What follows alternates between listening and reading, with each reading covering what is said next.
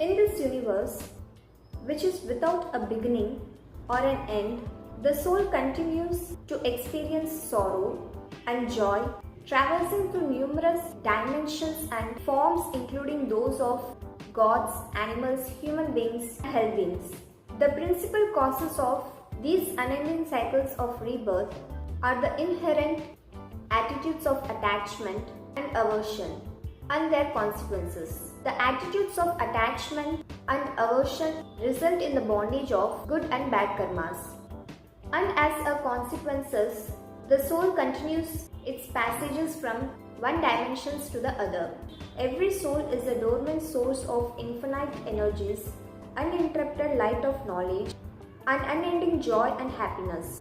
Knowledge and happiness are the fundamental natural activities of the soul, but the accumulated inertia of ignorance and illusion act as an impediment to its endeavor to activate this inherent infinite energy. Even when it launches its efforts, the dense accumulation of attitudes of attachment and aversion does not allow these efforts to become successful. As such, the disciplining of these activities of attachment and aversion become the prime need on this path of salvation. When its own true form is revealed on the soul, it recognizes its inherent potential and gradually starts the efforts to win over the attitudes of fondness, attachment, and aversion. This continuing endeavor to root out attachment and aversion is known as the path of discipline and equanimity. When the soul weakens the knot of attachment and aversion as a result of its intense carving for salvation and practices of equanimity, penance and meditation, it becomes tireless or nirgranth, a term of Jain ascetic. Continuing its undogmatic practices or the nirgranth attitude, a day comes when the soul destroys all attachment and aversion and conquers fondness. As the result of this victory, the soul attains the status of Jinnah. Jinnah means the victorious one, the individual who destroyed attachment and aversion, who is absolutely free of fondness and ignorance, who has shed the four vitiating karmas, namely illusionary, mohinium, knowledge obstructing, jnanavarniyam, perception obstructing, darshnavarniyam, and power hindering, antray, is known as Vitrag, the detached one.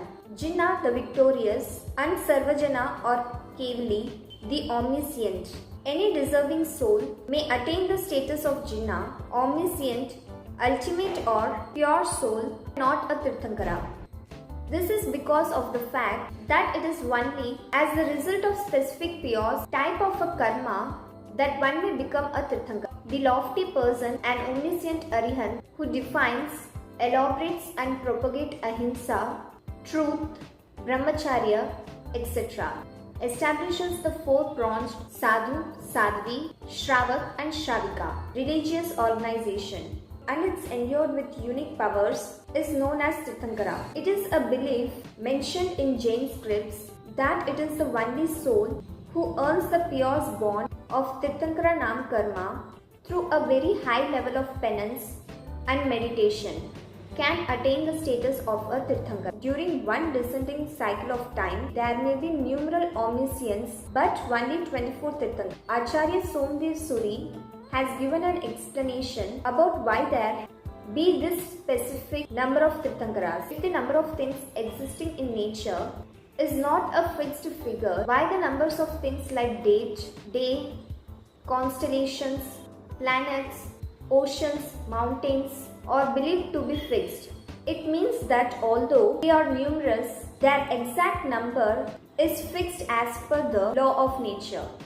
A Tirthankara is not an incarnation of the God.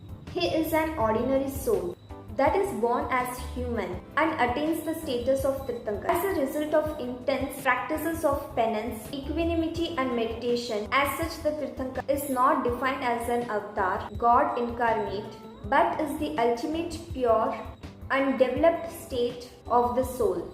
Thus, he may be called as the God in human form. Thank you. Take care.